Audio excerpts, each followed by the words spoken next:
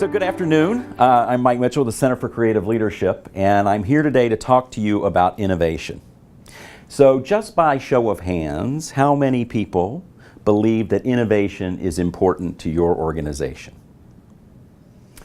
So about 90% of you, and that's what we find in our research. About 90% of organizations believe and clearly understand that innovation is critical to the health of their organization. It's what allows the organization to survive. It's what allows the organization to thrive. It builds engagement among employees because people like to work at a place that's doing new and exciting things as well. They see a future in that. If I could have another show of hands, how many of you believe that your organization is very good at innovation?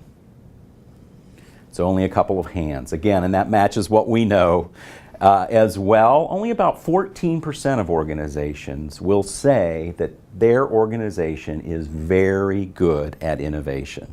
So there's a big gap, a knowing-doing gap. A gap of nearly 90% of organizations say that innovation is important, but only a very small percentage of those organizations say that they're very good at it. So we have been studying that gap and helping leaders understand how to get better at leading innovation so that we can close that gap. We've been looking at some research that gets right to the point of how do we support those innovators? How do we develop those innovators? Specifically, what does that innovator's leader or that innovator's boss do to encourage or discourage him?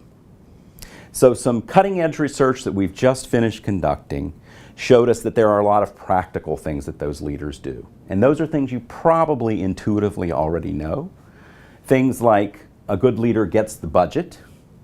A good leader does what we call fly cover for the innovator. In other words, when things aren't quite turning out the way they're supposed to, or quite following the time schedule or the timetable that they're supposed to, which is a common occurrence in innovation, that leader flies cover. In other words, keeps the wolves at bay and lets those people concentrate on their work. So there were a lot of practical things, again, important things that leader does. But in our new research, what we found is that there's something that makes a critical difference, a key difference between a great leader of innovators and a good leader of innovators.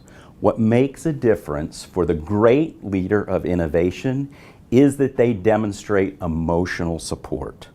What those great leaders realize is that when people are creating, they are in essence bearing a part of their soul. They're putting their idea, their native creativity up on the table for people in the organization to evaluate, to criticize, etc.